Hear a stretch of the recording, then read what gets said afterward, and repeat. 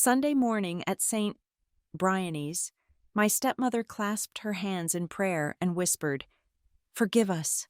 The moment the choir's amen faded, she pulled me into the stone foyer, her fingers digging into my arm like a vice.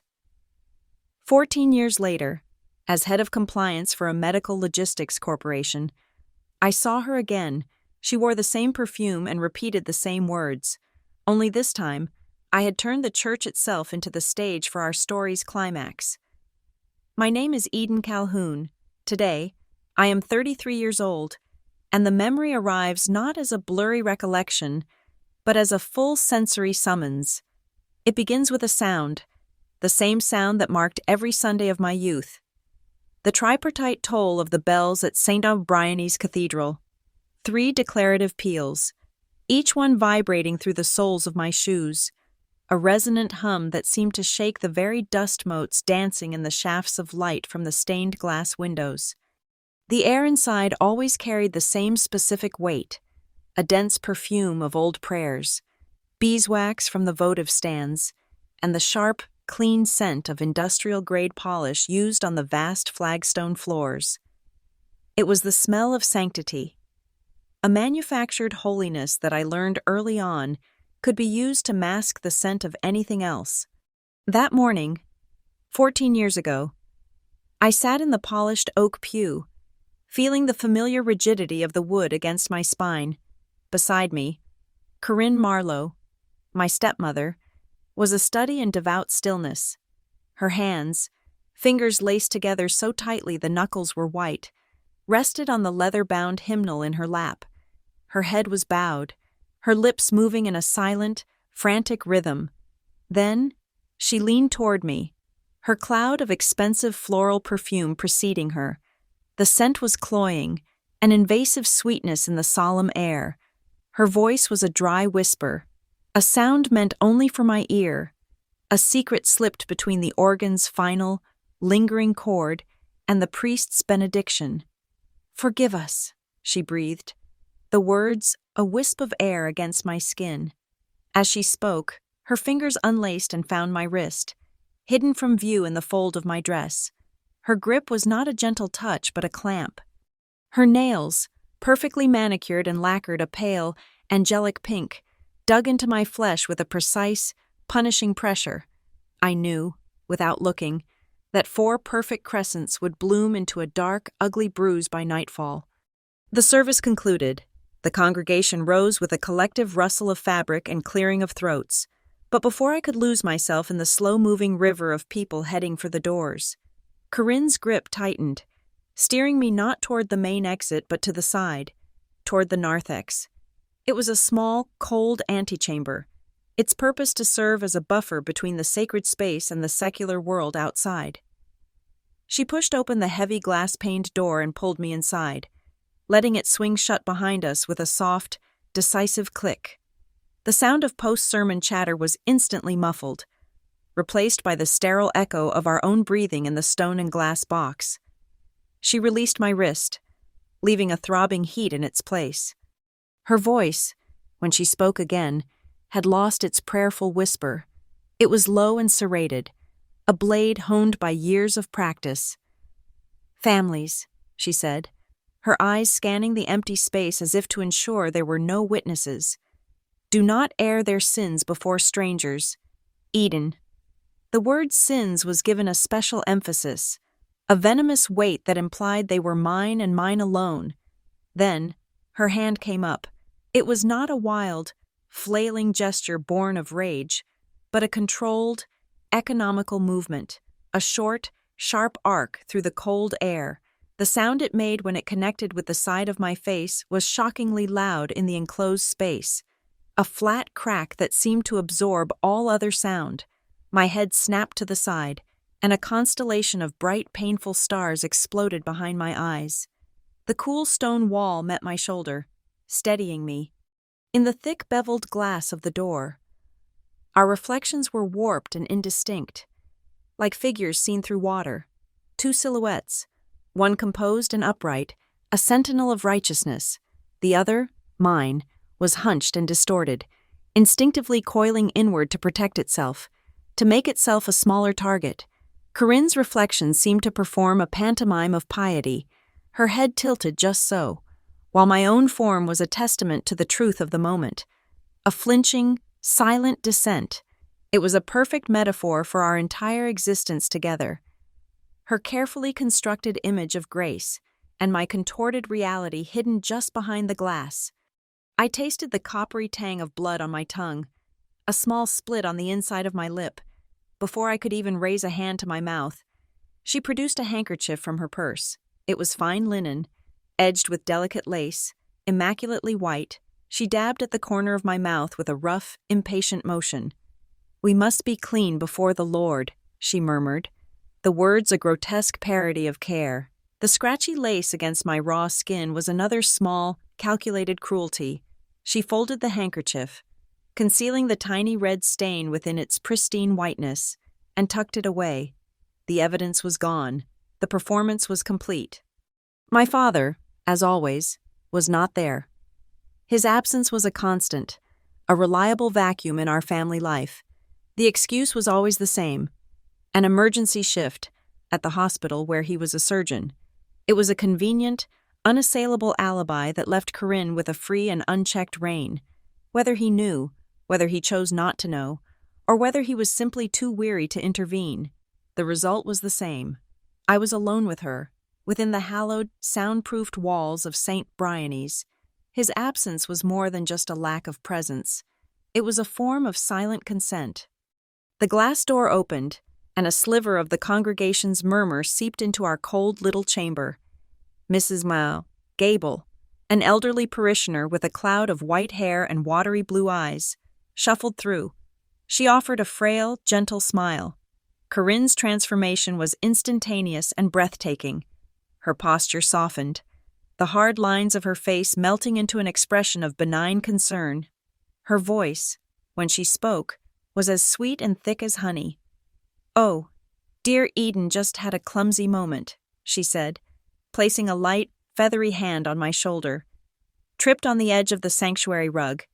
You know how these old carpets can be." Mrs. Gable nodded sympathetically, her gaze flickering over my face before moving on. She saw nothing, or at least, she saw only what she was meant to see. I said nothing. The lie settled in the air between us, as solid and real as the stone beneath my feet. I swallowed. The act of swallowing the silence felt physical, like forcing down a piece of dry, unsanctified bread. It was a communion of unspoken truths.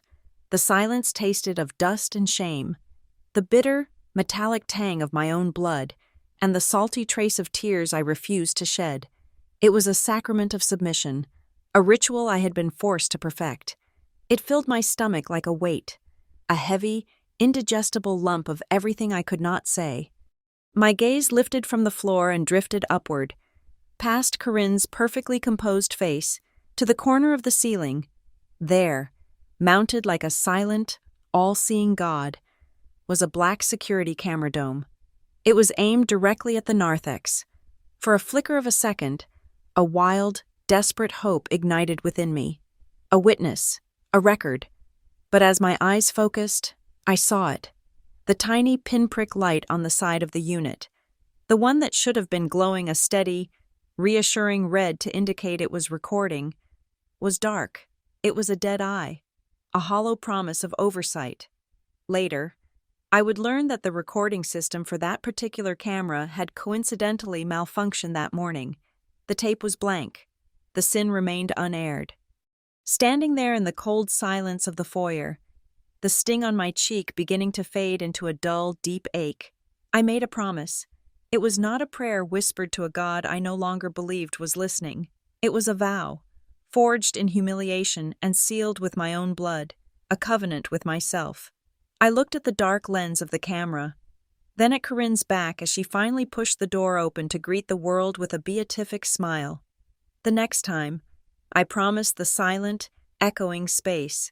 The next time someone begs for my forgiveness, they will not do it in a private whisper. They will do it in public. They will do it before witnesses, and there will be a record. There will be an undeniable, unerasable, permanent record.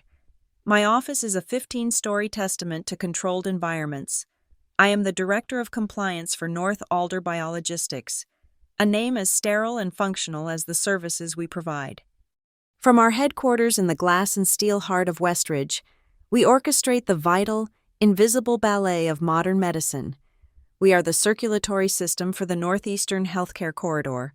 Our climate-controlled vehicles, tracked by GPS to within a centimeter, transport cryopreserved tissues, volatile pharmaceuticals, and time-sensitive patient specimens for 42 regional hospitals. We deal in life, but our currency is data, precision, and an absolute intolerance for deviation. In this world, there is no room for ambiguity. There is only the protocol. I have built my life, and my career, around three fundamental pillars of belief. The first is the cryptographic finality of a digital signature.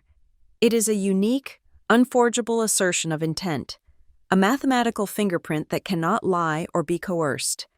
The second is the sanctity of the chain of custody. Every item that passes through our hands, from a single vial of blood to a pallet of oncology drugs, is accompanied by an unbroken, time-stamped log of every person who has touched it. It is a narrative of responsibility, written in data. The third, and most important, is the utility of the uncomfortable truth. I believe that facts, no matter how inconvenient, are the only foundation upon which a stable system can be built. Sentiment is a variable. Data is a constant. To that end, I designed and implemented the operational core of my department. It is a proprietary logging and verification system I christened Vigil. The name is intentional. Vigil is an immutable ledger, a silent, sleepless observer of every contractual and procedural modification within North Alder, every signed addendum, every vendor approval, every payment authorization is logged in real time, assigned a unique hash, and chained to the previous entry. It is impossible to alter a record without breaking the chain. A digital tripwire that would trigger alerts across 3 separate servers. Vigil does not interpret. It records. It does not forgive. It remembers. It is the perfect witness, the one I never had. It is the fulfillment of a promise made in a cold stone foyer 14 years ago. The past, however, has a way of finding the present, often through the most respectable channels. North Alder, in its perpetual quest for positive public relations, had been seeking a new flagship philanthropic partner. A proposal landed on the CEO's desk, gilded with letters of recommendation from city officials and community leaders. The corporation announced it would be making a substantial multi-year donation to St. Briany's Cathedral, citing a shared mission of building a healthier, stronger community. The irony was a physical taste in my mouth, like biting down on aluminum foil. The funds were earmarked for facility upgrades, community outreach, and the establishment of a charitable foundation managed by the church. To oversee this new partnership, the executive board decided to appoint a community and ethics advisor, a liaison to ensure the corporate funds were being applied with maximum positive impact. The position was created specifically for this initiative, and the candidate, they announced, was chosen for her long-standing dedication to the church and her unimpeachable moral character. Her name was Corinne Marlowe. My stepmother was walking back into my life, not through the front door of my home, but through the climate-controlled, keycard access doors of my office. She was coming through the one place I had built to be impregnable. The day she arrived for her introductory meeting, the air in the boardroom seemed to thin, the pressure dropping as if before a storm. The room was my domain, a minimalist space of chrome, black leather, and a vast pane of glass overlooking the city. It was a place for hard facts and clear lines of sight. She entered, and for a half-second, that stretched into an eternity. The sterile, filtered air of the 21st century corporate world was contaminated by the 19th century floral perfume of my childhood.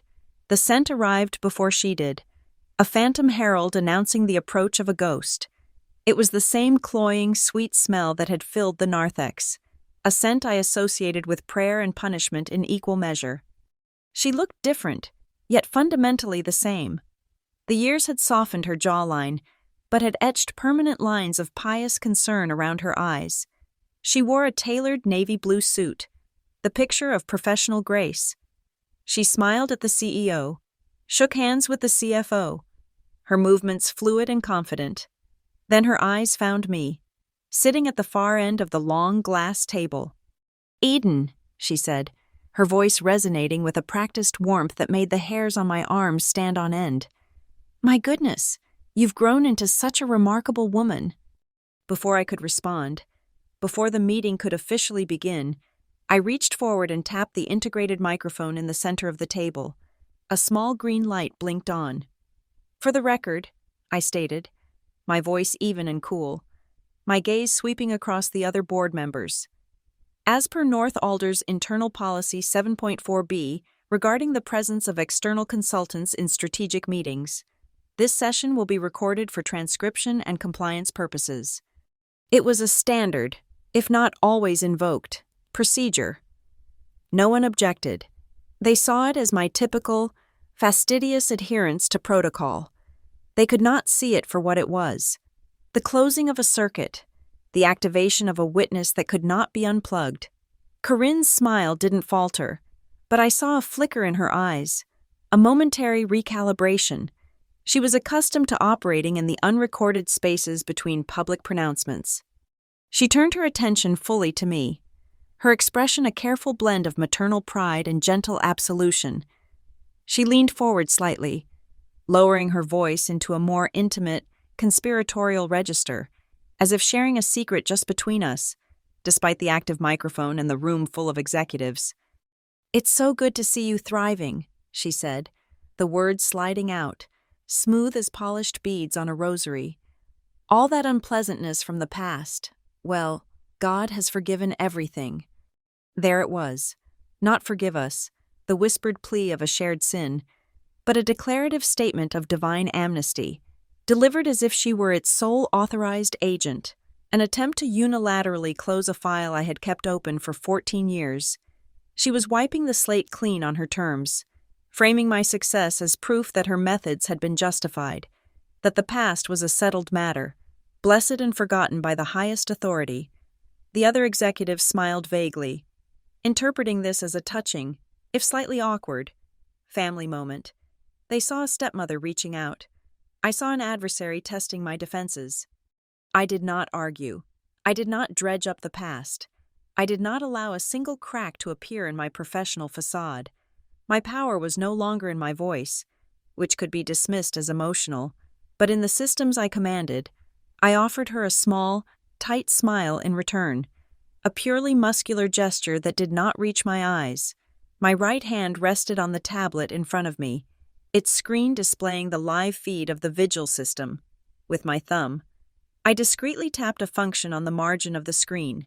A new entry dialog box appeared, visible only to me. My fingers moved swiftly across the virtual keyboard, typing a simple tag into the metadata field for the audio file now being created. The entry was time-stamped to the exact millisecond of her utterance. It was linked to the meeting's agenda, the list of attendees, and the active audio recording. It was now a permanent, unalterable part of the corporate record, buried deep within the architecture of my own design. I looked up from my tablet and met her gaze across the gleaming expanse of glass. She was still smiling, confident that she had set the tone, that she had established the old hierarchy even here, in my world. She had no idea what I had just done. She had delivered her line, and I, in silence, had created the evidence. The tag I entered was, "Forgive Flag 01. Corinne Marlowe did not waste time. In her second official meeting as Community and Ethics Advisor, she unveiled her flagship project, the St. Bryony's Guardian Fund. The presentation was slick, filled with architectural renderings of a state-of-the-art cold storage facility to be built on the church grounds. It was, she explained with heartfelt sincerity, for the community. It would house perishable donations for the food pantry, temporary storage for donated medications before distribution to clinics, a truly noble intersection of faith and public health. It was also a perfect, Trojan horse-sized fit for North Alder's philanthropic mission and, conveniently, our core business expertise. The board was captivated. It was a PR masterpiece in the making. My role was procedural, to vet the contractors and process the invoices. The primary contractor selected by the church for this blessed work was a company called Shepherd's Gate Services. The name alone was enough to make my teeth ache. I ran the initial diligence check. The file that came back was not just clean, it was sterile, as if it had been autoclaved. Shepherd's Gate Services had been incorporated 6 weeks prior. It had no digital footprint, no prior projects, no professional reviews. Its listed address was a mail forwarding service in a neighboring county. Its director was an individual with no discernible construction experience. To the executive board, this was a new, minority-owned business. A feel-good detail Corinne highlighted with practiced ease. To me, it was a ghost. A shell company manifested out of thin air for a single purpose. The first invoice arrived a week later. It was for a 5-figure sum, an initial disbursement for site surveys and architectural consultations.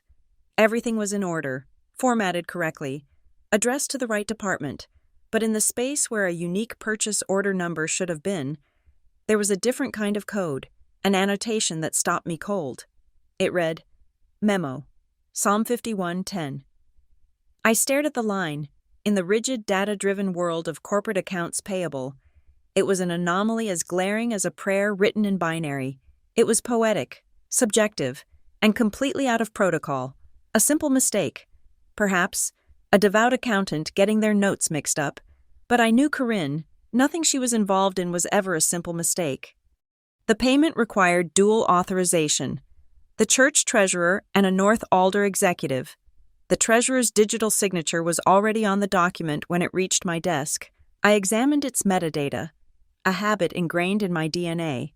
The signature had been executed in 0.8 seconds, an impossibly fast, fluid motion for a complex name.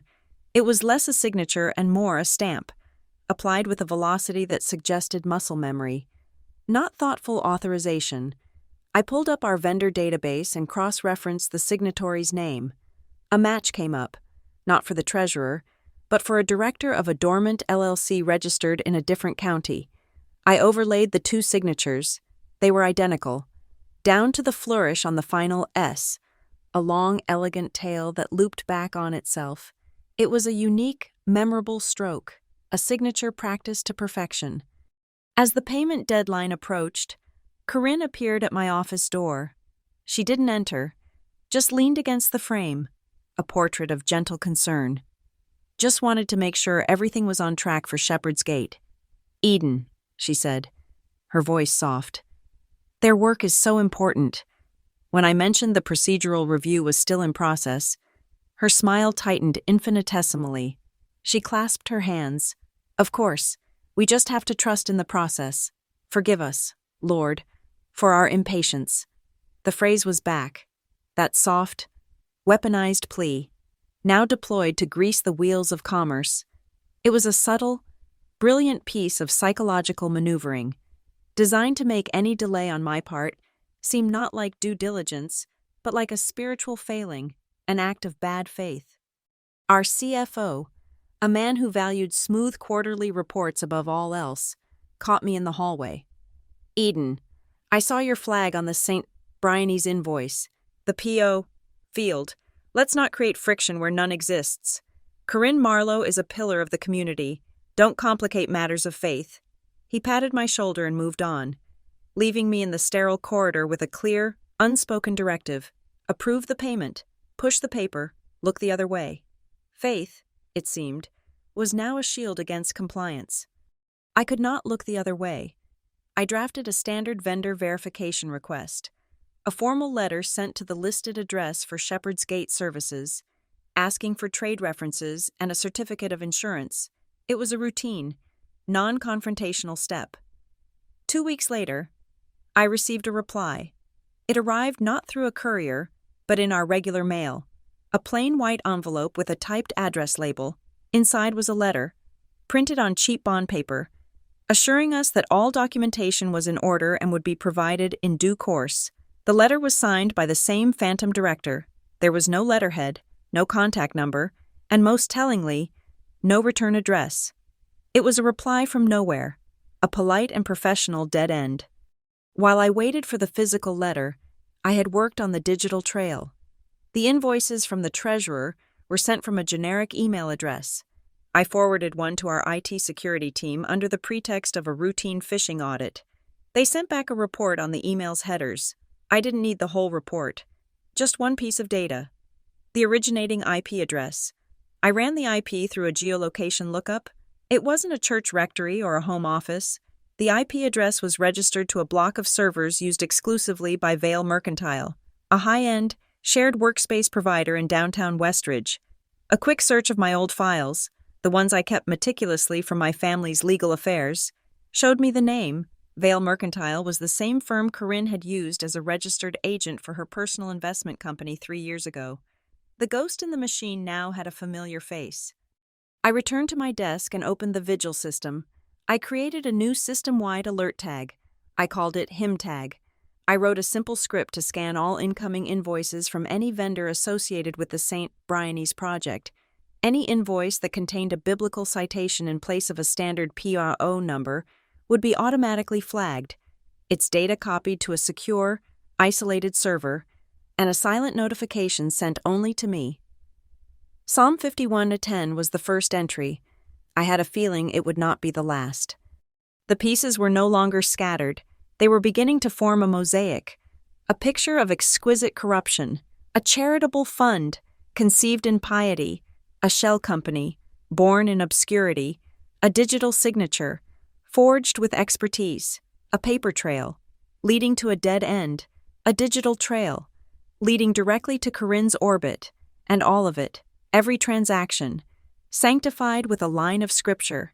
It was a scheme of breathtaking arrogance, laundering corporate funds through the immaculate robes of the church. The mask of charity was slipping, and beneath it was the same cold, calculating face I knew from the narthex. Only this time, the witness was not a disconnected camera. The witness was Vigil, and Vigil was always on. My investigation did not begin with a confrontation, but with a quiet, methodical process of ossification. I was building a skeleton of proof, a structure so rigid and so thoroughly documented that it would be unbreakable. Every piece of digital evidence, every invoice, every email, every log file, was treated as a sacred artifact.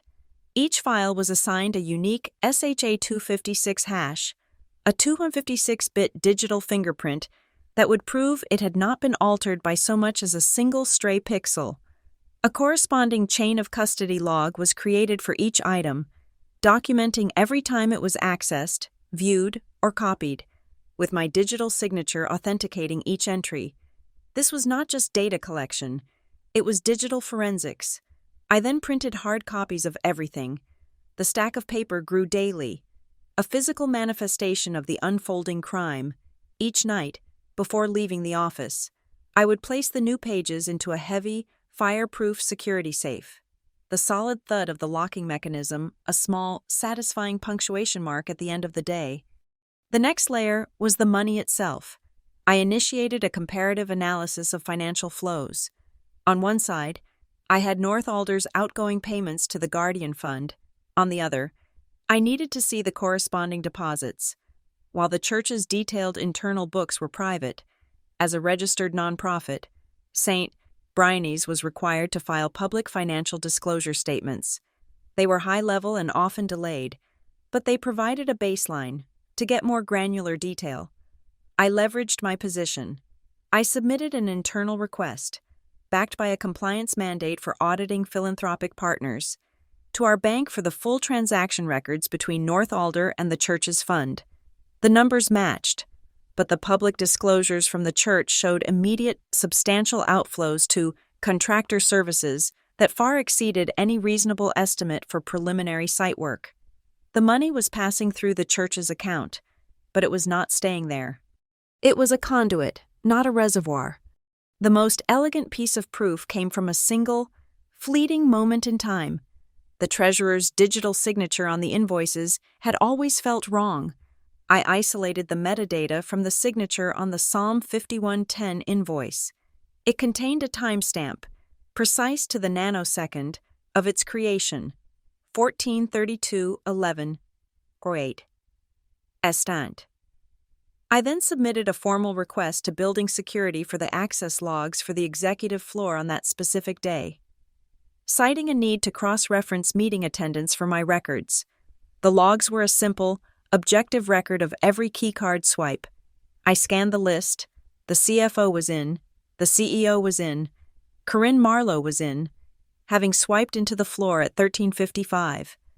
But the church treasurer, a man in his late 70s who lived 2 towns over, he had not entered the North Alder building at any point that day. The digital signature was created on our servers by someone with access to our network. But who? Corinne's keycard log showed she was in her assigned office at 14:32. I analyzed the network traffic logs for that exact second.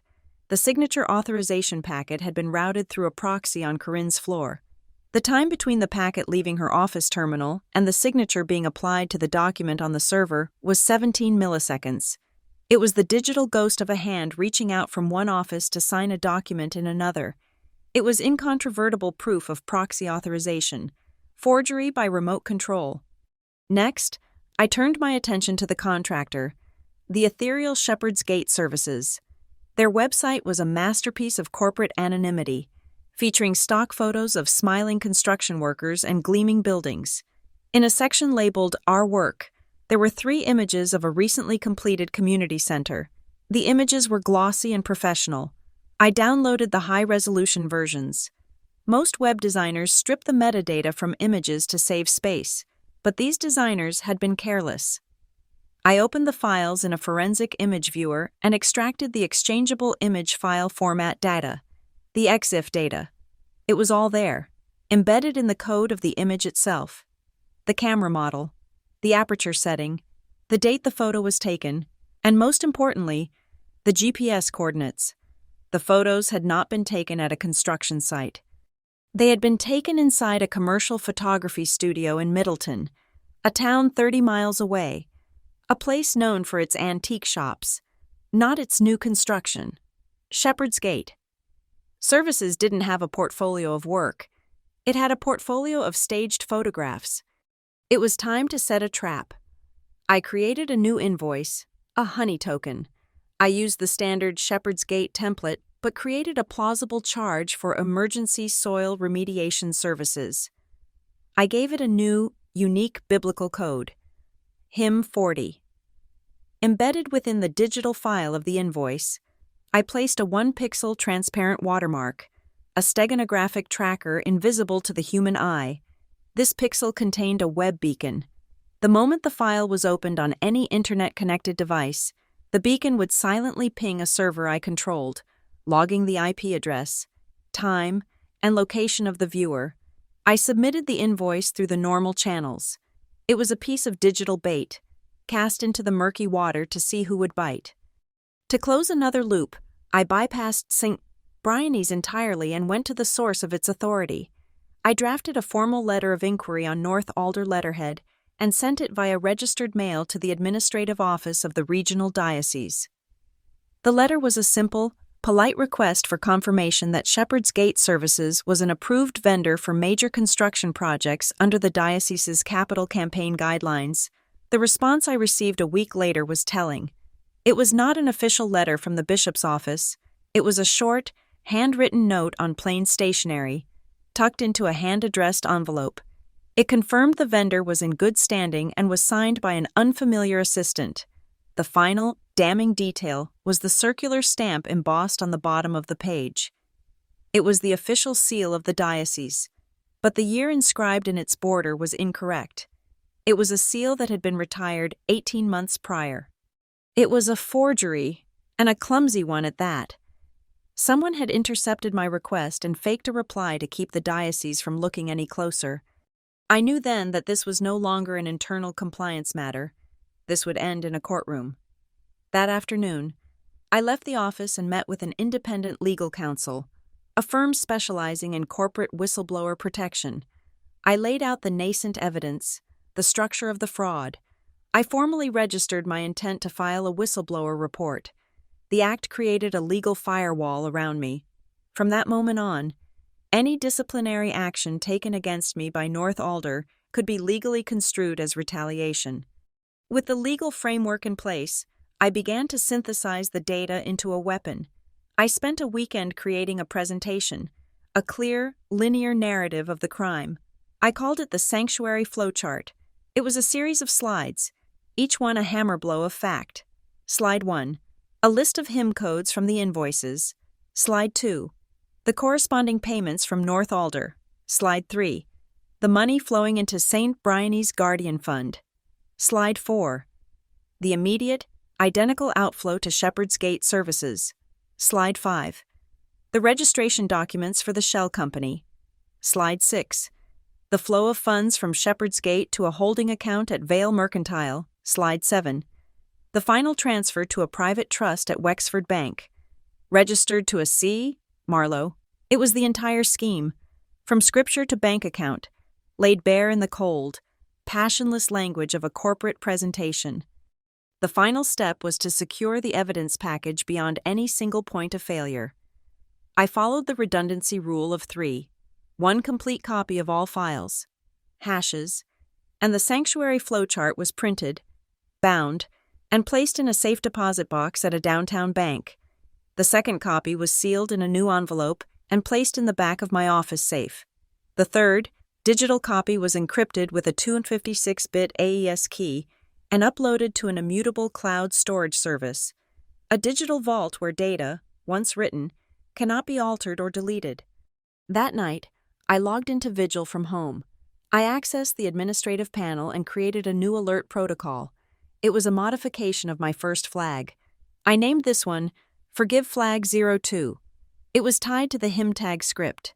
Now, whenever a new invoice with a biblical citation arrived, it wouldn't just be logged, it would trigger a Level 1 alert, automatically freezing the payment and sending encrypted notifications to my independent counsel and to a private, anonymous email address I controlled. The machine was now fully armed. Her word, the one she had used as both a weapon and a shield for so long, was now, in the one place I had total control, a trigger. It was the tripwire, and she was walking straight towards it. The breakthrough did not come in a flash of lightning, but in the quiet, sterile hum of my office after midnight. I was staring at the sanctuary flowchart, the digital board where I mapped the flow of money, and my eyes kept snagging on the first anomaly that had started it all. Psalm 51-10. For weeks, I had treated it as a mere label, a cynical piece of branding for a fraudulent transaction, but the numbers, 51, 10, they felt too specific, too deliberate to be random.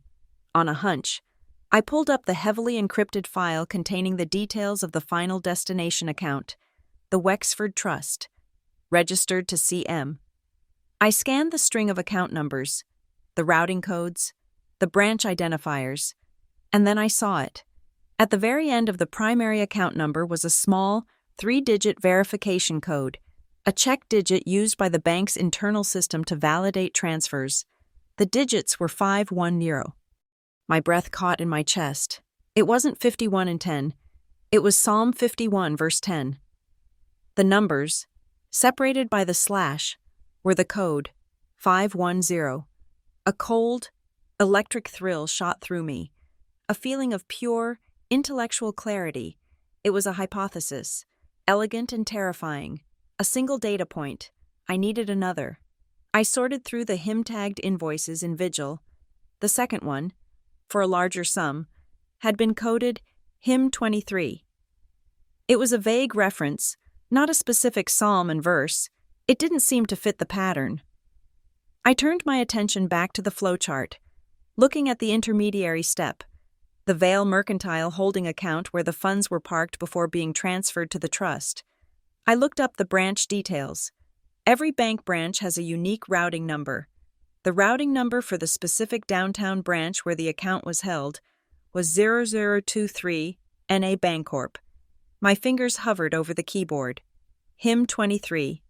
Routing 0023. It was a key. It was a cipher. The biblical references were not just a thematic cover.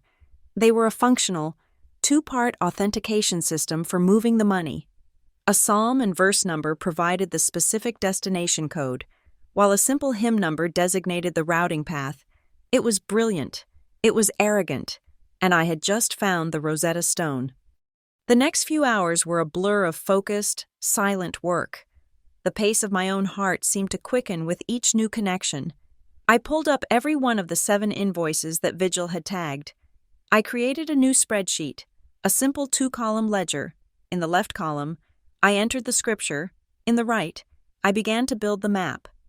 Psalm 91:4 corresponded to the last 3 digits of a secondary account. Hymn 142 corresponded to the SWIFT code prefix for an international transfer test. 7 hymns, 7 unique transactions. Not a single one was repeated. Each prayer was a bespoke key for a single lock, used once and then discarded. The system was designed to look random, to appear as the scattered, pious notes of a devout administrator. But when laid out in sequence, it was a perfectly logical, ruthlessly efficient financial machine. Now, it was time to check my trap, the honey token invoice, my manufactured bill for hymn 40. I accessed the transaction logs from our bank that I had subpoenaed. The full amount of the invoice, a significant 6-figure sum, had not been transferred. Instead, 3 days after the invoice was processed, a tiny, almost invisible transaction had occurred. Shepherd's Gate Services had initiated a transfer to the Vale Mercantile account. The amount was $40.00. $40,000 hunt. It was a test, a digital ping to ensure the pathway designated by the new, unfamiliar hymn was clear before they sent the full payload. They had taken the bait, and in doing so, they had confirmed my entire hypothesis. The numbers were not just codes, they were literal. I leaned back in my chair. The entire architecture of the fraud laid bare on the glowing screens before me. The path of the money was no longer a series of disparate data points. It was a single, continuous thread. I pictured it in my mind, a string of rosary beads being pulled taut through the murky depths of the financial system. Each transaction was a bead, slick and polished. North Alder, St. Bryony's, Shepherd's Gate, Vale Mercantile, Wexford Trust, each one a prayer mumbled in the dark, moving the money further down the line, closer to Corinne's hands. A tremor started in my own hand, a faint vibration born of adrenaline and a decade and a half of suppressed rage. I recognized the feeling. It was the echo of the boy in the narthex, his small body trembling in the cold. I closed my eyes. I inhaled slowly through my nose to a count of 4. I held my breath for a count of 7. I exhaled through my mouth to a count of 8. The 4-7-8 breathing technique, a tool I'd learned to master my own nervous system. I was not that boy anymore. My hands were not for flinching. They were for documenting. They were for building the cage. When I opened my eyes, my hand was perfectly still. I was working late the following evening, compiling the map into a final, locked document. When she appeared, Corinne was making her rounds, the benevolent overseer of corporate charity. She stopped at the glass wall of my office, a warm smile fixed on her face. "Still at it, Eden?" she asked, her voice oozing with a synthetic sweetness. "You work with such devotion. It's like a prayer." The irony was so thick it was almost suffocating. She saw my intense focus, the late hours, the screens filled with numbers and text, and interpreted it through her own distorted lens. She saw piety. I looked up from my screen, my face a carefully blank mask. "Just ensuring the integrity of the Lord's work," I replied, my voice flat and even. Her smile widened. She couldn't see that the prayer I was perfecting was not one of supplication, but of indictment. She couldn't know that I was not just reading her hymns, I was translating them. I turned back to my monitor and, with a final decisive click, saved the completed cipher key. I logged it in Vigil with a simple, declarative note. Hymn map complete. The program assigned it a hash, sealing it into the permanent, unalterable record. The map was finished. The system was compromised. The next day, We passed in the hallway near the executive suites. The air was thick with the scent of her perfume. She was on her way to a meeting, looking radiant and confident. She paused as I approached, placing a hand gently on her chest in a gesture of sincere gravity. "Remember, Eden," she said, her voice a low, knowing murmur, as if sharing a profound spiritual truth. "No matter how complex things get, the Lord always sees what is in our hearts." It was a warning, a reminder of her perceived moral high ground, of the invisible, divine surveillance that she believed would always vindicate her. I stopped, standing my ground, and met her gaze directly. For the first time, I did not look away. "So does Vigil," I said. The words were quiet, spoken with no more force than a statement about the weather, but they landed with the impact of a physical blow. I watched the blood drain from her face. Her lips, painted a soft, forgiving shade of rose, seemed to thin and pale, losing their color in an instant. The pious, confident mask didn't just slip, it shattered, in that split second, in the sudden, stark terror that flashed in her eyes. She understood. She understood that her secret language had been spoken aloud, that her most private prayers had been intercepted, and that the sterile, all-seeing God I had built in a server room had a far better memory than hers. She knew she had been caught. The modern church, like the modern corporation, runs on technology. St. Bryony's, in its effort to reach the homebound and expand its digital flock, was no exception. Every Sunday morning, the 10 a.m. High Mass was live-streamed to the world. The production was surprisingly sophisticated, managed by a small team of volunteers in a booth at the back of the cathedral. The audio feed was a high-fidelity mix sourced from two primary inputs: a series of sensitive microphones hanging like spiders from the vaulted ceiling to capture the ambient sound and the priest's homily, and a direct feed from the microphones in the choir loft. It was a system designed for clarity, for broadcasting the Word of God. I saw it as an opportunity to broadcast a different kind of truth. That week, I contacted the head of the media ministry, a kind, earnest young man named David. I told him a lie steeped in a painful truth. I explained that the upcoming Sunday was the anniversary of my mother's passing, and that I wanted to sit in the very back pew, where she had once loved to sit, to have a moment of private reflection. I asked if, as a special favor, he could reserve the pew for me to ensure I wouldn't be disturbed. The lie was the timing. My mother's anniversary was in the spring, but the sentiment was genuine enough to be convincing. David, eager to accommodate a major corporate donor's director of compliance, readily agreed. He placed a small, discreet brass plaque reading "Reserved for Private Prayer" on the back of the last pew on the right-hand side. On Sunday morning, I arrived early, before the organist had even begun the prelude. The cathedral was vast and empty, smelling of cold stone and last night's incense. I slipped into the reserved pew. From my purse, I took out a device no bigger than a coat button. It was a high-fidelity, omnidirectional microphone with a microtransmitter, the kind used by federal investigators. Its battery life was 6 hours, more than enough.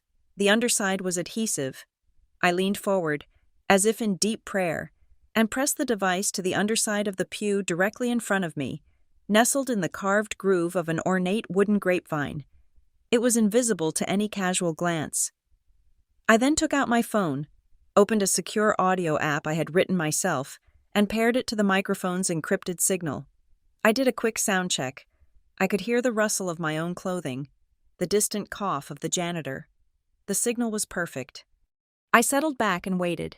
The congregation filtered in, a slow tide of Sunday best and muted conversations, and then I saw her. Corinne made her entrance, as always, at the last possible moment, ensuring maximum visibility. She nodded to the ushers, smiled serenely at other parishioners, a benevolent queen surveying her court. She genuflected before the altar, and then, as if guided by divine providence, slid into the pew directly in front of mine. My heart hammered against my ribs. A frantic, trapped bird. I took a slow, deliberate breath. 4, 7, 8. Control. The service began. The familiar liturgy washed over me, a script I had known by heart since childhood. The readings, the homily, the offertory. I went through the motions. Standing, sitting, kneeling on cue. My entire being, however, was focused on the small, silent device a few feet in front of me and the audio waveform pulsing gently on my phone screen, hidden inside my hymnal. Corinne was a model of devotion. She sang the hymns with gusto, her voice rising above those around her. She listened to the priest's sermon with an expression of rapt attention. Then came the liturgy of the Eucharist and the recitation of the Lord's Prayer. The congregation began in a low, collective murmur. Our Father, who art in heaven. I watched the back of Corinne's head. As the prayer reached its crucial line, I saw her right hand go to the strand of pearl rosary beads she always wore as a bracelet. Her thumb and forefinger began to work a single bead back and forth, a nervous, repetitive motion. The congregation said the line as it was written, "And forgive us our trespasses, as we forgive those who trespass against us." But Corinne, in a whisper so faint, it would have been lost to any human ear more than a foot away, deviated. Her version was a private, transactional amendment to the holy text. "And forgive us for our debts," she began, her voice a sibilant hiss, captured with perfect clarity by the microphone. She paused. Her fingers worried the pearl bead faster. "Especially," she continued, then stopped again, as if doing a quick mental calculation. "Especially the one for the amount of 52... No, wait, 50? Another pause, a soft, frustrated sigh. "All right, then, 52. The words were a direct feed into my earbud, a secret confession made to a God of my own making. It was not a prayer for forgiveness of sin. It was a confirmation of a specific sum, a moment of financial anxiety bleeding into a sacred ritual.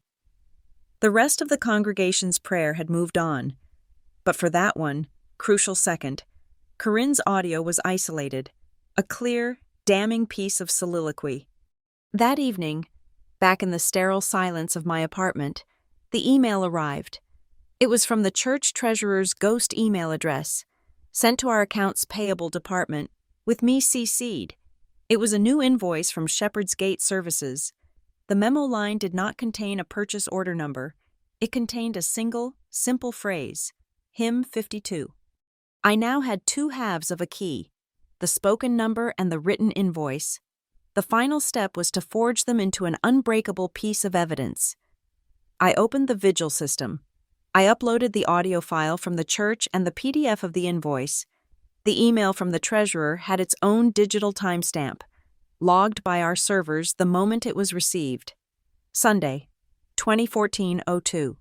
Estant. My audio recording was also timestamped from the moment I had hit record.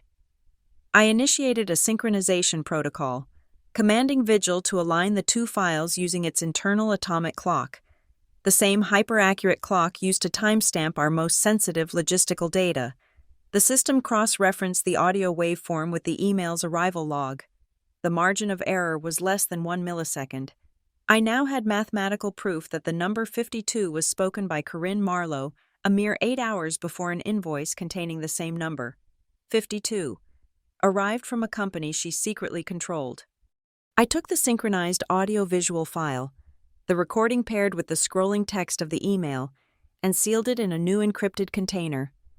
I thought for a moment about what to name it. This piece of evidence was the culmination of everything.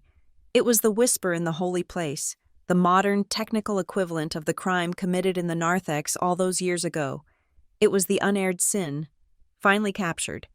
I typed the file name, Narthex Proof. The next day, I contracted an independent audio forensic engineer.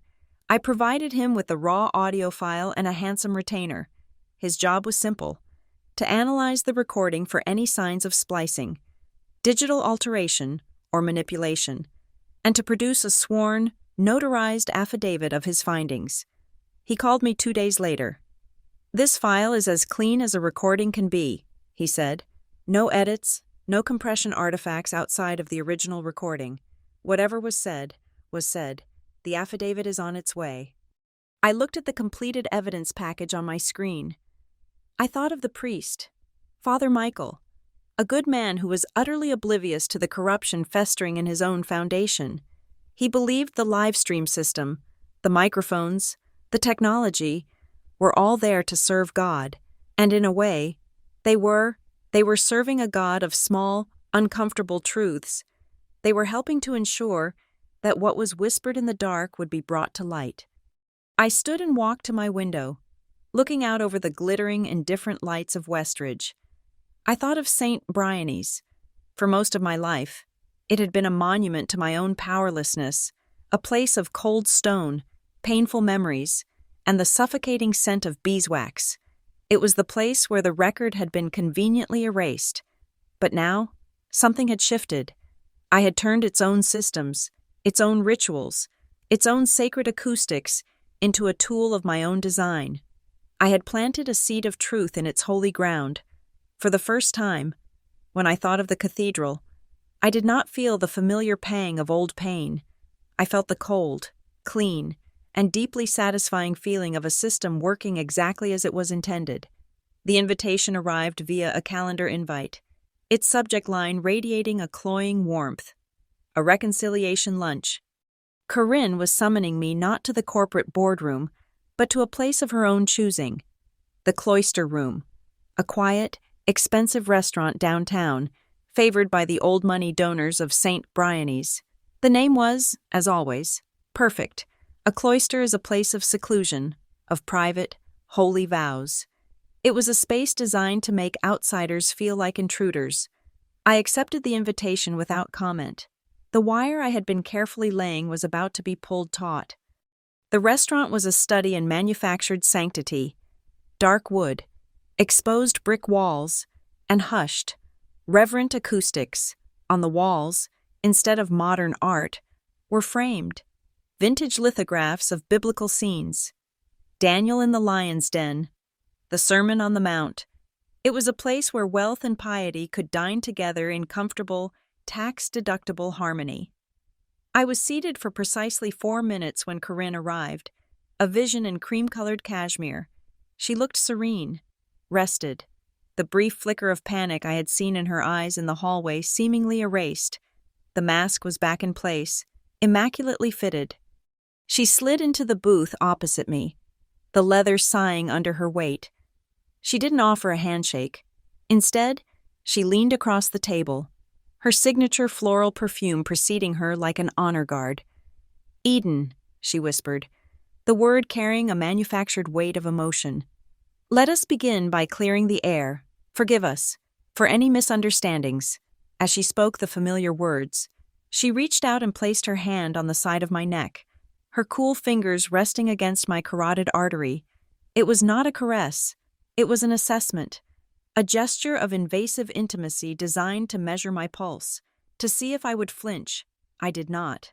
I simply leaned my head back, a slow, deliberate movement of exactly 2 centimeters, breaking the contact. The gesture was small, almost imperceptible, but it was a clear, calculated rejection of her terms. She withdrew her hand, her smile not faltering in the slightest. We ordered. The small talk was excruciating, a masterclass in deflection and veiled meaning. She spoke of the community's gratitude, of the lives the new food pantry would touch. She was performing, and the performance was flawless. After the waiter had cleared our appetizers, I decided it was time to move the play into its second act. From my briefcase, I withdrew a thin leather-bound folder. "I've been reviewing the funding schedule," I said, my tone all business. "Given the importance of this project, I've drafted a proposal for an accelerated payment on the next phase. I thought it might be helpful." I slid the folder across the table. Inside was a single document, a mock-up of a funding authorization from North Alder. Attached to it was a new invoice from Shepherd's Gate Services, beautifully forged by me that morning. The memo line read, "Hymn 77. Corinne's eyes lit up. She saw this as a victory, a sign that her pressure, and perhaps my own conscience, had brought me back into line. She read the document, her head nodding in approval. "This is wonderful, Eden," she purred. "This shows you know how to forgive, how to cooperate for the greater good." She reached for her own expensive fountain pen in her purse. "Allow me," I said, stopping her. I produced a pen from my own briefcase. It was a simple, elegant black pen, heavy and cool to the touch. This one uses a special archival ink with microdot tracers. It's a new compliance protocol for high-value philanthropic authorizations, ensures the document's authenticity. She didn't hesitate. To her, it was just another piece of corporate jargon. She took the pen. Of course, due diligence. She uncapped it and signed her name with her signature flourish on the authorization line, right below the fraudulent invoice. The trap was sprung. The pen was not just a pen. Its ink contained a unique, non-commercial chemical marker I could match to this single document. And the click top was the activator for a high-resolution camera in the pen's clip, which had just recorded a perfect 4K video of her hand signing the document. As she pushed the folder back toward me, she unconsciously reached for her pearl rosary bracelet. Her thumb began to stroke one of the beads. "Now," she said, her voice dropping to a low, confidential tone. "If you could process this by end of day, that would be for the best. Move it quickly, not too much scrutiny from the lower-level accounting clerks. You understand? Some things are a matter of faith." With each clipped instruction, quickly, not too much scrutiny, her thumb pressed down on a single pearl, a subconscious punctuation mark to her criminal directive. I looked at her, my face a placid mask. "I understand completely," I said. I paused, then asked the question that had been sitting between us for months, a ghost at the table. "Just for the record, Corinne, who is Shepherd's Gate? Really?" She smiled, a slow, condescending smile that never reached her eyes. She leaned forward, as if sharing the secret to eternal life. "They are the ones who believe, Eden," she replied, her voice smooth as silk. "That's all that matters." The lunch concluded, I paid the bill, back in the sanctuary of my car. The work took less than 90 seconds.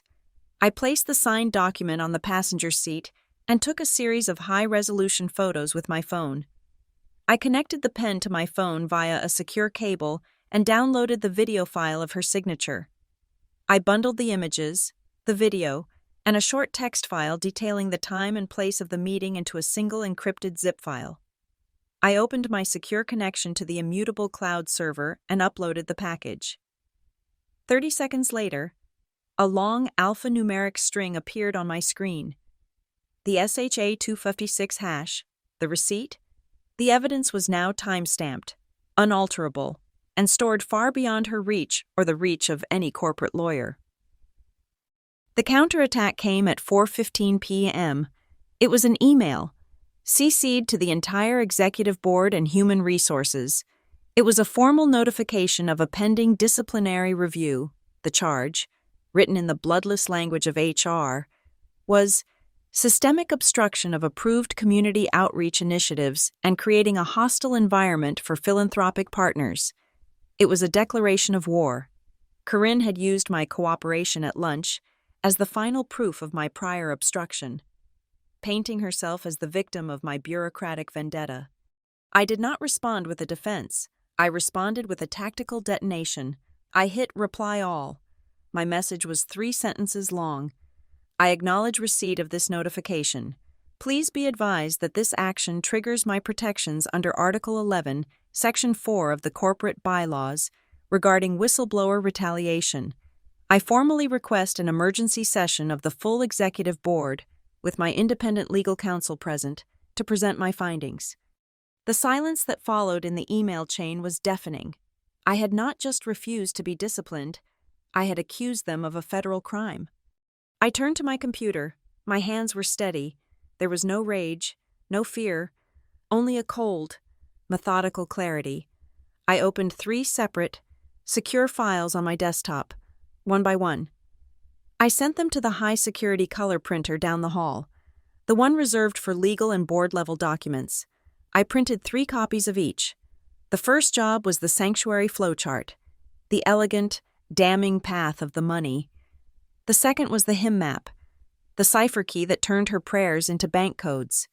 The third was the encrypted, time-stamped container file labeled Narthex Proof, now with its final, notarized affidavit from the audio engineer.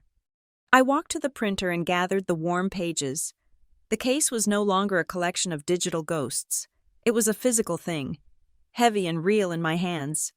The board meeting was set for the following morning. The stage was set. The boardroom on the 15th floor was designed to project an aura of calm, unassailable power. Its long, polished obsidian table reflected the gray morning sky like a dark, still lake. But that morning, the air was not calm. It was brittle, stretched thin, vibrating with a tension that the soundproofed walls could not contain. The 9 members of the executive board sat stiffly in their leather chairs, their faces a gallery of carefully neutral expressions. At one end of the table sat Corinne, flanked by the company's general counsel, Mr. Davies. At the other end sat myself, and beside me, my independent counsel, Ms. Albright, a quiet woman whose presence alone was a statement of intent. Corinne was given the floor first. She began not with a defense, but with an attack, her voice resonating with a practiced, sorrowful indignation. "This is a deeply painful day," she began, her gaze sweeping across the board members, casting herself as the martyr. "Eden, for reasons I can only attribute to a long-held and tragic misunderstanding of our family's past, has chosen to wage a campaign against me. But this is not an attack on me alone. It is an attack on the good work of St. Bryony's. It is an attack on this company's sacred commitment to our community. She is weaponizing her position to harm the very image of faith in this workplace." She spoke for 5 minutes, weaving a narrative of a troubled young woman unable to let go of the past, of a charitable mission being sabotaged by personal bitterness. When she finished, a heavy silence filled the room. All eyes turned to me. I did not address her accusations. I did not engage her narrative. I turned to our CEO. "Mr. Chairman," I said, my voice clear and even. "Pursuant to North Alder's corporate bylaws, Article 9, Section 2, which grants a registered whistleblower the right to present their findings directly to the board, I would like to begin my presentation. My counsel, Ms. Albright, is here to observe." The shift in the room was palpable. This was no longer a disciplinary hearing. I had just formally convened a tribunal, with the board as jury. The CEO, looking grim, nodded once. "Proceed, Ms. Calhoun." I connected my encrypted laptop to the room's main display, the 80-inch screen, usually reserved for quarterly earnings reports, flickered to life. The first slide appeared. It was the sanctuary flowchart. "This is the path of our money," I stated, using my laser pointer to trace the lines. "North Alder Biologistics makes a donation to the St. Bryony's Guardian Fund." I traced the first arrow. "The Guardian Fund then pays an invoice from a contractor, Shepherd's Gate Services." The second arrow. "Shepherd's Gate then transfers the exact same amount, minus a small fee, to a holding account at a private workspace firm, Vale Mercantile." The third arrow. "Finally," I said, clicking to the final box on the right, "the funds are transferred from Vale Mercantile into a private trust at Wexford Trust. The registered beneficiary of that trust is C. Marlowe." A low murmur went through the room. I let the slide hang there for a full 10 seconds. The stark, simple diagram of theft. "The next exhibit," I continued, "is the linchpin of the payment authorization system." I clicked again. The screen went black. Then, a single audio file appeared, its waveform pulsing gently. The file name was visible in the top corner, Narthex Proof. This was recorded 2 Sundays ago, during High Mass at St. Bryony's. I pressed play. The sound of a congregation murmuring the Lord's Prayer filled the silent boardroom. Then, isolated and captured with crystalline clarity, was Corinne's whisper. "Forgive us for our debts, especially the one for the amount of 52, no, wait, 50, all right, then, 52. I let the audio file play out in silence. As it ended, I clicked to the next slide. It was a high-resolution scan of the invoice that had arrived in my inbox the following evening. The memo line read, HIM 52. This, I said, is the HIM map. The next slide was a spreadsheet. On the left column was a list of every invoice paid to Shepherd's Gate. On the right were the corresponding financial routing codes and account check digits. The biblical citations were never a matter of piety. They were a cipher. Psalm 51:10 was the first invoice. The check digits on the Wexford Trust account are 510. HIM 23 was the second. The routing number for the Vale Mercantile branch is 0023. This was not fraud. This was a sophisticated, coded system for directing stolen funds. Corinne was pale, her hands clenched in her lap, but her expression remained one of defiant outrage. She was betting the board would see this as an elaborate, twisted fantasy. My final exhibits pertain to a meeting that took place 2 days ago, I said, my voice remaining level, my delivery purely factual. At a reconciliation lunch, Corinne was presented with a dummy authorization for an accelerated payment. Attached to a fraudulent invoice I created, HIM 77. A scan of the document appeared on screen, her perfect, flowing signature clearly visible at the bottom. This signature was made with a pen containing ink laced with a unique microdot tracer, establishing a physical chain of custody for this specific document. I clicked again. The pen also contained a camera. The screen changed to a 4K video. It was a tight, clear shot of Corinne's hand, the pearl bracelet on her wrist, as she confidently signed her name to the document authorizing payment on a non-existent invoice. The elegant sweep of the W in Marlowe was undeniable. The board stared, mesmerized. And finally, I said, bringing up a slide filled with technical data, the matter of the treasurer's signature on all prior invoices.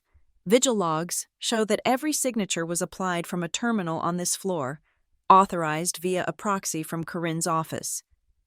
The timestamp discrepancy between the authorization packet leaving her terminal and the signature being applied to the document was a consistent 17 milliseconds. It is the digital fingerprint of forgery by remote control. I turned off the presentation. The screen went black, plunging the room back into a heavy, uncomfortable silence. I had laid every card on the table. The case was built, the skeleton fully articulated. Corinne started to speak, her voice trembling with rage. This is a fabrication, a disgusting, technical... That's enough, Mr. Davies, the company's counsel, said. His voice sharp. He was no longer her ally. He was the company's protector. He stood up. Mr. Chairman, members of the board, I recommend we pause this meeting immediately to confer with my team. The CEO nodded, his face ashen. This meeting is in recess for 30 minutes. The board members filed out, avoiding eye contact with both Corinne and me. For 20 minutes, I sat in silence with Ms. Albright, while Corinne sat with a stone-faced Mr. Davies at the other end of the table. There was nothing left to say. The evidence had spoken for me. When the board returned, their faces were grim and resolved. The CEO sat down and read from a prepared statement. Following the presentation by Ms. Calhoun and a review of the preliminary evidence with our general counsel, the board has voted unanimously on the following immediate actions. 1. Corinne Marlowe is suspended, effective immediately, from all duties, and her access to all company property is revoked. 2. All funds related to the St. Bryony's Guardian Fund are to be frozen, and all payments to Shepherd's Gate Services and any related entities are to be halted. 3. The board has authorized an immediate, independent forensic audit of this entire matter. 4. A formal report, including all evidence presented today, will be turned over to the appropriate authorities at the district attorney's office by the end of the day. He looked up from the paper, his eyes meeting mine for a brief moment. He gave a single, almost imperceptible nod.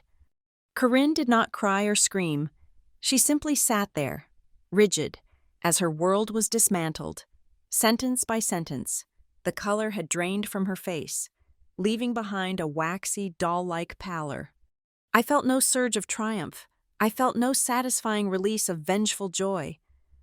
I simply looked at the clean, closed loops of the case I had built, the forged signature, the spoken confession, the coded invoices, the signed honey token. Every action had been logged, time-stamped, and verified. It was not about winning or losing, it was about an unassailable chain of custody. The sin that had been committed in the unrecorded silence of a church foyer had finally been answered in the immutable, permanent record of a corporate boardroom. The chain of custody was closed, the ledger was balanced, the record was complete. That evening, St. Bryony's held its annual Donor Appreciation Gala. It was a symphony of quiet wealth and performative piety, held in the grand parish hall. The air was thick with the scent of expensive perfume, catering, and the ever-present undercurrent of beeswax from the thousands of candles burned in the sanctuary. I was there not as a donor, but as a representative of North Alder, a final, formal link before the severing of all ties. I had been asked to attend, and I had agreed. I knew this was where the story had to end. Corinne arrived, as she always did, fashionably late. She swept into the room on a wave of feigned humility, dressed in a deep emerald gown that shimmered under the chandeliers. She was the guest of honor, the driving force behind the Guardian Fund. She moved through the crowd with unpracticed grace, accepting praise, her hand clasped over her heart in a gesture of overwhelming gratitude. She had no idea. The corporate announcement of her suspension and the impending investigation was embargoed until morning. For these last few hours, she was allowed to exist in the gilded cage of her own deception, a ghost already condemned, but not yet aware of her own passing. I saw her eyes find me across the crowded room. She smiled, a magnanimous, forgiving smile, and began to make her way toward me. I did not wait for her to arrive. I turned and walked out of the parish hall, my heels clicking softly on the polished floor. I did not head for the exit. I walked to the narthex. I stood in the center of the small, cold antechamber, the very space where the story had begun. The lights were bright tonight, casting clean, sharp shadows. I looked at my reflection in the thick, beveled glass of the doors. 14 years ago, this same glass had shown me a distorted, cowering shape, a silhouette of fear. Tonight, it showed me something different. It showed a woman, 33 years old, standing perfectly still, her shoulders back, her spine straight. The glass no longer warped the image. It simply reflected the truth. The door from the parish hall opened, and she stepped inside, letting it swing shut behind us. The muffled sound of the gala, the string quartet, the polite laughter was instantly cut off, replaced by the sterile, echoing silence of the foyer. The trap was set. She glided toward me, her face a mask of gentle remonstrance. "Eden, you shouldn't run off," she chided softly. She stopped a few feet away, her eyes scanning my face. She was searching for the familiar cracks, the old fault lines of fear she knew so well how to exploit. She found none. She took a final step forward, closing the space between us. Her voice dropped to the conspiratorial whisper that was etched into my memory. "Forgive us," she breathed, the words a wisp of floral-scented air. And then it happened. The muscle memory, the ingrained habit of 14 years of unchecked power, took over. Her right hand, the one with the pearl rosary bracelet, lifted slightly. It was not a hostile gesture, not yet. It was an instinct, the beginning of the familiar arc, a twitch of remembered dominance.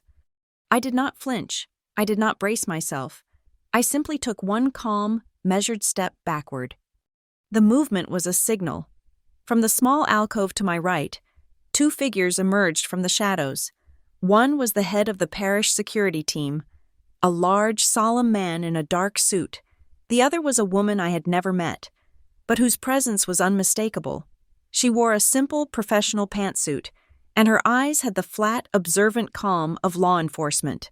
She was an investigator from the district attorney's Economic Crimes Division. Corinne froze, her hand hovering in the air.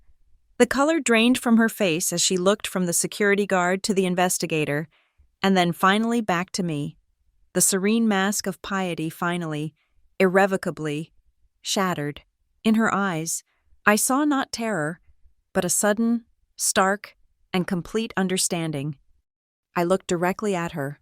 My voice was quiet, meant only for her, a final closing of the ledger. "Forgiveness," I said, the words clear and precise in the silent room. "Doesn't erase consequences. Corinne, it only clears the way for the truth to pass through." The investigator stepped forward. She did not speak to me. She addressed Corinne directly, her voice polite but firm. "Corinne Marlowe, I have a warrant for your arrest." She took Corinne's hand, the hand that was still half raised, and gently brought it down behind her back.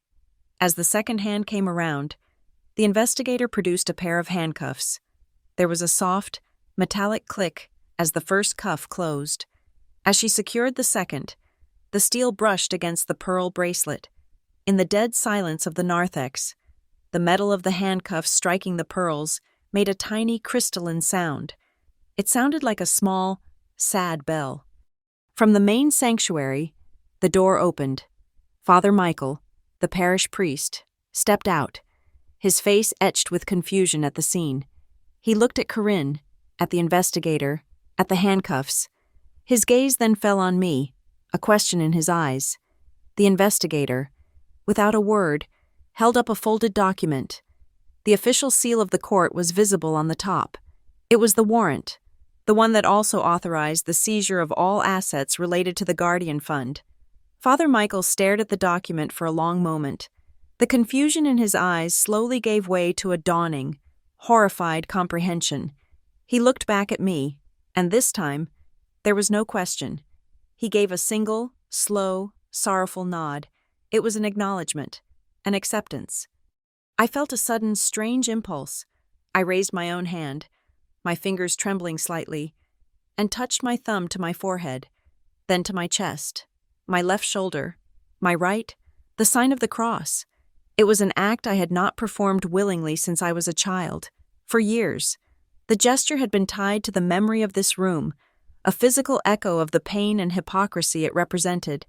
But now, for the first time, as my fingers completed the motion, there was no sting. There was no ghost of a blow on my cheek. There was only the cool touch of my own skin, and a profound, unexpected sense of stillness. There was no audience. No one from the gala had witnessed the quiet drama.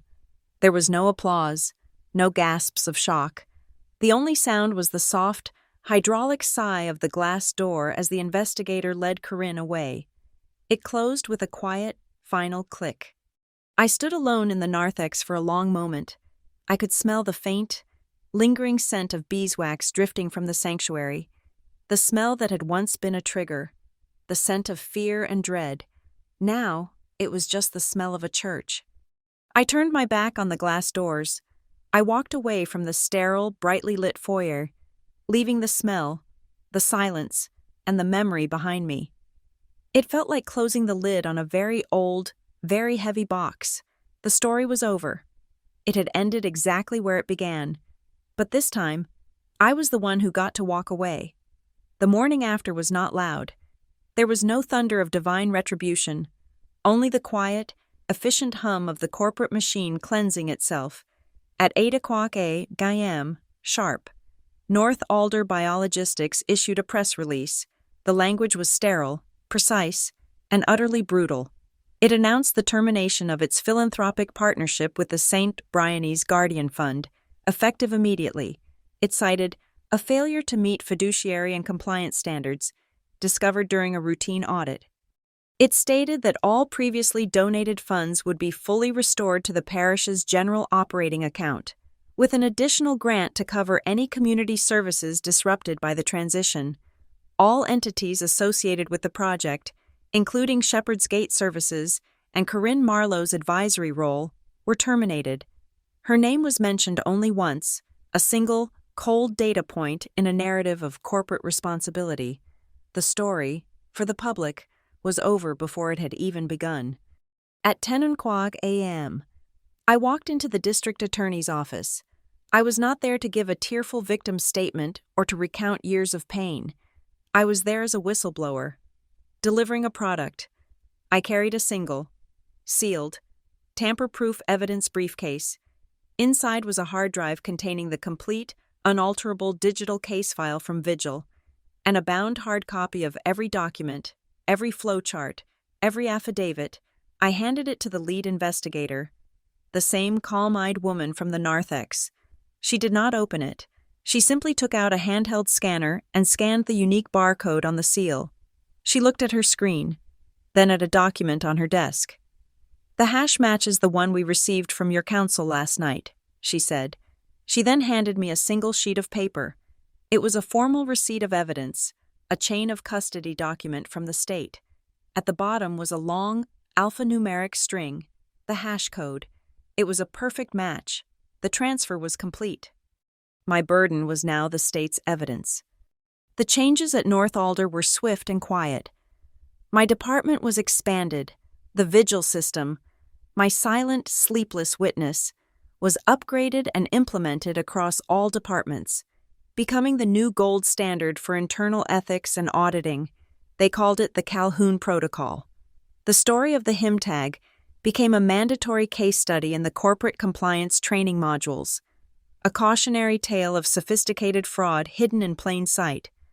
My obsession had been sanitized, codified, and turned into company policy.